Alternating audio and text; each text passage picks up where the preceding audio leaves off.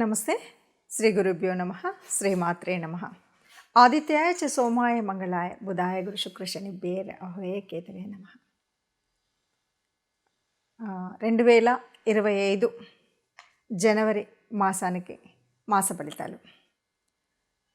2025 జనవరి అనగానే అందరికీ ఒక ఆలోచన ఏంటంటే ఈ సంవత్సరం ఎలా ఉంటుంది అని. నిజానికి అందరికీ కూడా ఆంగ్ల నూతన సంవత్సర శుభాకాంక్షలు. జనవరిలో మరి కొత్తగా మనకేం మార్పు ఉంటుంది ఏంటి అంటే, నిజానికి మన సనాతన ధర్మంలో ఉన్న శాస్త్రీయతలో మనం ఎప్పుడు కూడా సంవత్సర ఫలితాలు అనేవి తెలుసుకునేటప్పుడు ముఖ్యంగా ఉగాది నుండి ఉగాది వరకే మనం తెలుసుకుంటాం.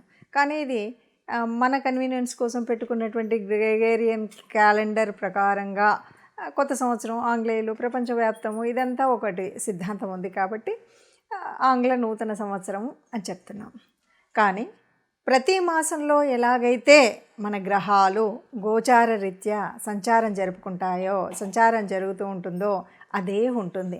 ఇక్కడ కొత్తగా ప్రకృతిలో వచ్చేటువంటి మార్పు కానీ గ్రహాల యొక్క గమనంలో కానీ ఎప్పుడు వాటి స్థితిని బట్టి, అంటే ఒక్కొక్క గ్రహానికి ఒక్కొక్క రాశి మారడానికి కొంత సమయం పడుతుంది. చంద్రుడికైతే 2.5 రోజులకి ఒకసారి, అలాగే మరి ఇంకా మిగతా వాటికి ఒక శనిగ్రహం చూస్తే మనకు తెలుసు 18, అంటే చాలా పెద్ద గ్రహాలకు ఒకలాగా, చిన్న గ్రహాలకు ఒకలాగా, నెల లోపల తిరిగే వాటికి 45 రోజుల్లో తిరిగేవి. రవి లాంటి వాడు కరెక్ట్గా నెల వచ్చేసరికి మారుతూ ఉంటాడు. ఇలాంటివి గ్రహాల యొక్క గమనం ఉంటుంది.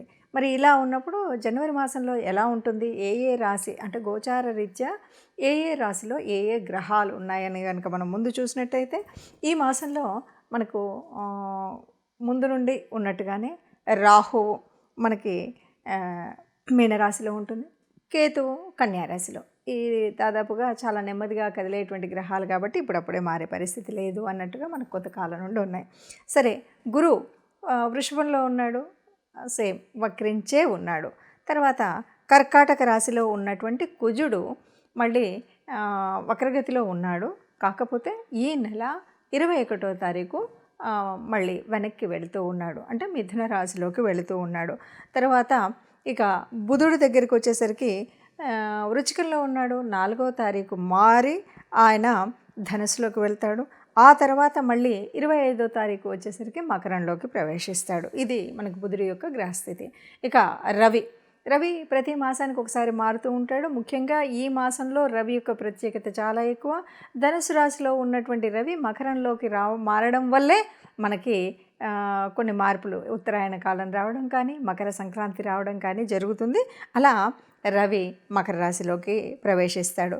ఇక శుక్ర శనులు ఇద్దరూ కూడా మనకి కుంభరాశిలో కనిపిస్తారు. మీనరాశిలో రాహు ఉన్నాడు అని చెప్పుకున్నాం. అయితే శుక్రుడు 28వ తారీఖు మనకి మీనరాశిలోకి వెళ్ళడం అనేటువంటిది ఉంటుంది. మరి ఇలాంటి గ్రహస్థితి ఉన్నప్పుడు, అంటే గ్రహాల యొక్క గమనం ఇలా ఉంది, మరి ఇలా ఉన్నప్పుడు ఒక్కొక్క రాశి వారికి ఎలాంటి ఫలితం కనిపిస్తుంది? ఎందుకు అంటే మనకి కొన్ని యోగించే గ్రహాలు ఉంటాయి, కొన్ని యోగించని గ్రహాలు ఉంటాయి. గ్రహాల యొక్క స్థితి, యుతి, దృష్టి వీటన్నింటి మీద మన యొక్క గ్రహస్థితి ఉంటుంది. ఏ మాసానికైనా, ఏ పక్షానికైనా, వారానికైనా దినఫలాల వరకు చూసుకున్నప్పటికి కూడా ఏ రోజుకు ఆ రోజు మారుతూ ఉంటుంది, ఎప్పటికప్పుడు ఉంటుంది. అలా మారుతున్నప్పటికి కూడా మనం దినఫలాలు చూసుకునే వాళ్ళు ఉంటారు, వారఫలాలు ఇలా చూసుకుంటూ ఉంటాం.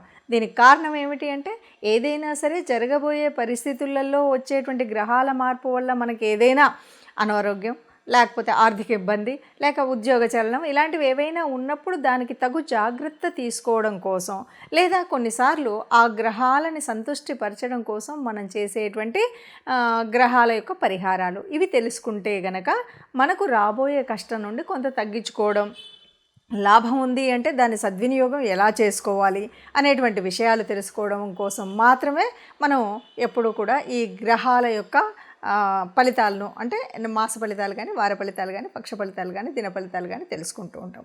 అందులో భాగంగా మరి 2025 జనవరి మాసానికి మాస ఫలితాలు మనం ముందుగా రాశి వారీగా, అంటే ఒక్కొక్క రాశి 12 రాశులకు ఫలితాలు తెలుసుకుందాం. తదుపరి రాశి సింహరాశి. సింహరాశి వారికి ఎలా ఉంటుంది అంటే, మొదటి పక్షంలో కొద్దిగా మామూలుగానే నడుస్తూ ఉంటుంది.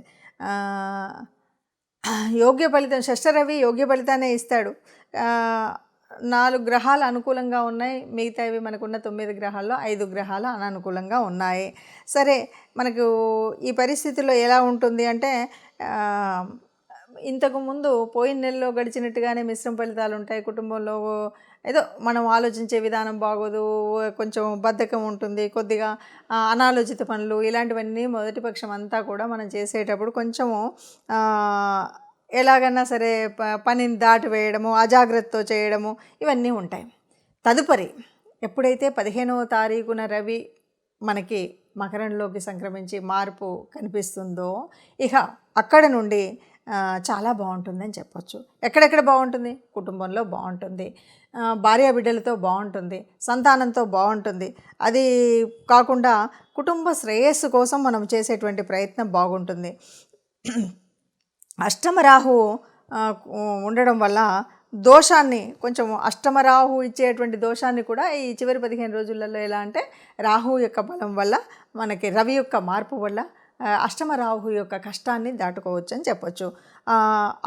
కేవలం ఒక్క విషయాన్ని మాత్రం బాగా గుర్తుపెట్టుకోవాలి. ఆరోగ్య రీత్యా కొద్దిగా తలనొప్పులు రావడం, నరాలకు సంబంధించినటువంటి బలహీనతలు కనిపించడం, ఈ దోషం అయితే కనిపిస్తుంది. తర్వాత మరి ఇలాంటి పరిస్థితుల్లో అంటే ఇంట్లో ఉన్న వాళ్ళతో సఖ్యత బాగానే ఉంటుంది, పిల్లలతో బాగుంటుంది. మీరు చేసేటువంటి విదేశీ ప్రయత్నాలు, రాహు ఎలా ఉన్నా విదేశీ ప్రయత్నాలు బాగా ఫలిస్తాయి. క్రయ విక్రయాలు ఫలిస్తాయి. కోర్టులో ఇంతకుముందు ఏదైనా కేసులు పెండింగ్లో ఉంటే కనుక ఆ కేసులు కొట్టివేయడమా, కేసుల ఫలితాలు రావడమా, ఇది జరుగుతుంది. అది అనుకూల ఫలితాలు రావడం అనేటువంటిది జరుగుతుంది. అంటే సంక్రాంతి నుండి కూడా చాలా మంచి యోగం ఉంది ఈ రాశి వారికి అని చెప్పొచ్చు. కానీ మీరు కొన్ని పనులు చేయాలి. ఎందుకంటే రాహు యొక్క అనుగ్రహం కావాలి. దానికోసం ఏం చేయాలంటే ఆదివారం రోజు తప్పనిసరిగా రాహుకాలంలో దీపం పెట్టడం అనేటువంటిది, లేదు సుబ్రహ్మణ్య స్వామి ఆరాధన చేయడం అనేటువంటిది కనుక చేసినట్టయితే ఈ రాహు వల్ల వచ్చేటువంటి నష్టాలు రాకుండా, రవి యొక్క మార్పు వల్ల జరిగేటువంటి లాభాల వల్ల సింహరాశి వారికి ముందు నుండి మనం ఎప్పుడు ఒక మాట చెప్తూ ఉంటాం, సింహరాశి ఏది ఎట్లా ఉన్నా కూడా ఆ ధైర్యం వల్ల కానీ, కాన్ఫిడెన్స్, రాశి యొక్క రవి ప్రభావం వల్ల ఉండేటువంటి కాన్ఫిడెన్స్ వల్ల కానీ చాలా ముందుకు వెళ్తుంటారు. మెయిన్గా కాన్ఫిడెన్స్ బాగా నడిపిస్తుంది, రాజసం ఎప్పుడు కూడా ముందుకు నడిపిస్తుంది. కాబట్టి అలాగే ఉంటుంది. కొంచెం ఆ రాహు గ్రహం యొక్క ప్రభావాన్ని వీడాలంటే రాహుకాలంలో దీపం పెట్టడం అనేటువంటిది చేయడం, సుబ్రహ్మణ్య స్వామి యొక్క ఆరాధన చేయడం అనేటువంటిది చేసినట్టయితే ఏ కష్టం లేకుండా హాయిగా ఆనందంగా ఉండొచ్చు అని చెప్పచ్చు. ఇప్పటివరకు మనం చూసినటువంటి అంటే గ్రహాల యొక్క గమనము, వాటి వల్ల మనకు ఉన్నటువంటి యోగించే గ్రహాలు, యోగించని గ్రహాల మూలంగా మనకు వచ్చేటువంటి కష్టాలు, నష్టాలు. ఇప్పటివరకు కొన్ని రాసులకు అర్ధాష్టమ శనిలో ఉన్నారు, కొన్ని రాసులు ఏళ్ళనాటి శనిలో ఉండి చివరి దశలో ఉన్నారు. ఇలాంటి పరిస్థితుల్లో మనము ఎలా ఏంటి అంటే కనుక ఆలోచించినట్టయితే మరి గ్రహాల యొక్క అనుకూలత ఉండాలి, ఇష్టదేవత యొక్క అనుగ్రహము ఉండాలి. అందుకోసం మనం చేయవలసినటువంటిది ఏమిటి అంటే ముఖ్యంగా ఇక్కడ శని యొక్క వక్రగతి, దీని మూలంగా వచ్చేటువంటి ఫలితాలు ఇవన్నీ మనం చూస్తున్నాం. కాబట్టి తప్పకుండా ఈ మాసంలో పక్షాల్లో అంటే ప్రతి పక్షంలో కూడా ఒకసారైనా కనీసం నవగ్రహ మండపానికి వెళ్ళడం అనేటువంటిది తప్పనిసరిగా చేయాల్సినటువంటిది.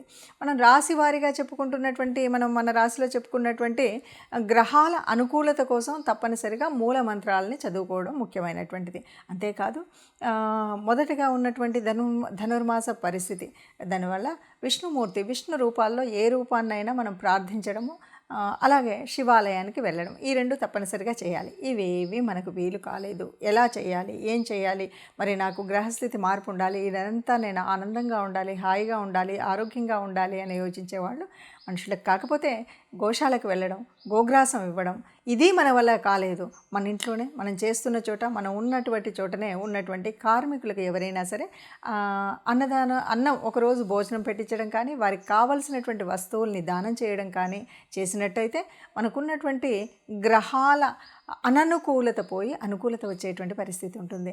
ఎవరైనా సరే అందరం అనుకూలంగా ఉండాలి, గ్రహాల అనుకూలంగా ఉండాలి, దేవతల యొక్క అనుగ్రహం ఉండాలి. దీనికి కూడా దేవతా అనుగ్రహం కోసం ఇష్టదేవతా ప్రార్థన అనేటువంటిది మర్చిపోకుండా చేయాలి. లేదు బయటకు వెళుతున్నాం, ఏ కష్టం రాకుండా ఉండాలి అని అనుకున్నప్పుడు మనం తప్పనిసరిగా ఏదైనా ఒక చిన్న శ్లోకం, రాముడికి సంబంధించినటువంటిది ఏదైనా సరే ఆపదామపహర్తారం దాతారం సర్వసంపదాం లోకాభిరామం శ్రీరామం భూయో భూయో నమామ్యహం అంటాం కదా.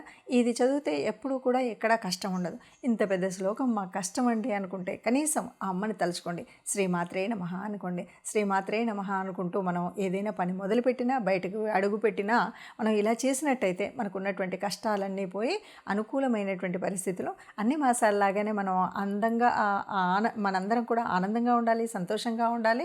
ఆ సంతోషంగా ఉన్న వాళ్ళలో మనం తప్పనిసరిగా ఉండాలి అని కోరుకుందాం. సర్వే జనా సుఖినో భవంతు అందాం.